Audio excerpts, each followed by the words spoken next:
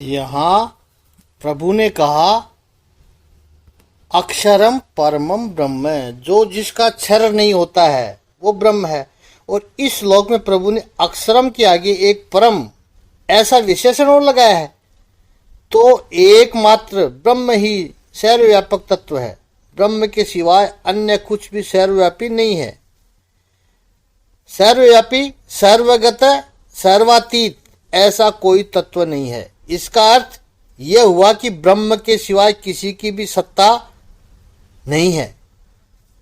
सत्ता का अर्थ यहाँ पावर नहीं है, लेकिन अभी अध्यात्म शब्द का भी प्रयोग नहीं करेंगे, क्योंकि आगे अध्यात्म क्या है यही प्रश्न आएगा, तब उसकी व्याख्या करेंगे। तो दर्शन शास्त्र में सत्ता शब्द की व्याख्या होती है सत्ता, कुर्सी पर बैठा है सत्ताधीश, वो पावर, इसका अर्थ नहीं है।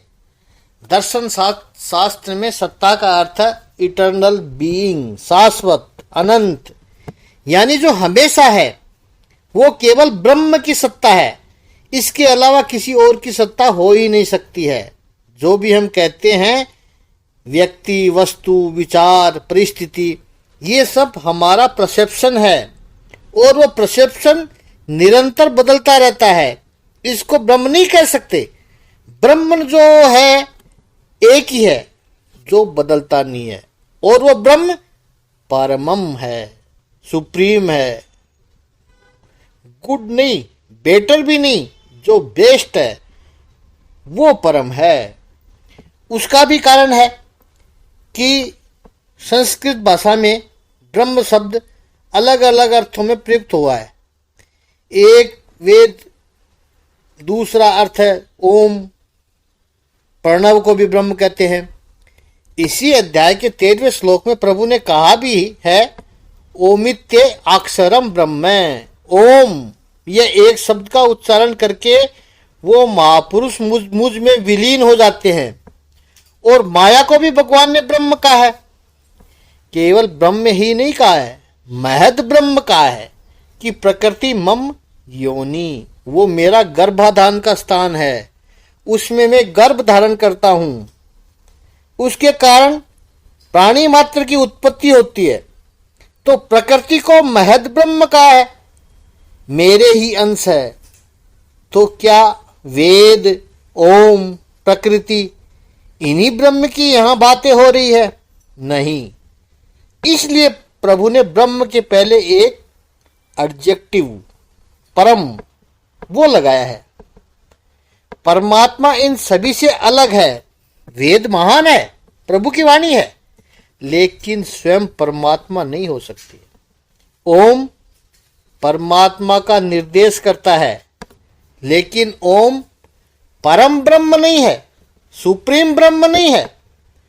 प्रकृति की महिमा है, अपनी शक्ति भी है उसकी, लेकिन प्रकृति परम ब्रह्म नहीं है।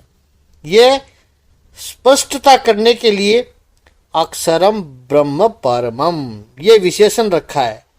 और समग्र वेदांत का जो हेतु है वो इस ब्रह्म को जानने का है।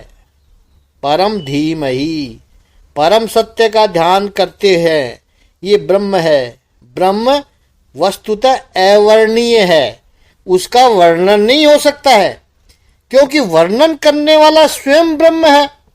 जैसे आंखें सब कुछ देख सकती है, लेकिन स्वयं को नहीं देख सकती है, ठीक इसी तरह जीव अपने स्वरूप ऐसे ब्रह्म को न देख सकता है, न वर्णन कर सकता है।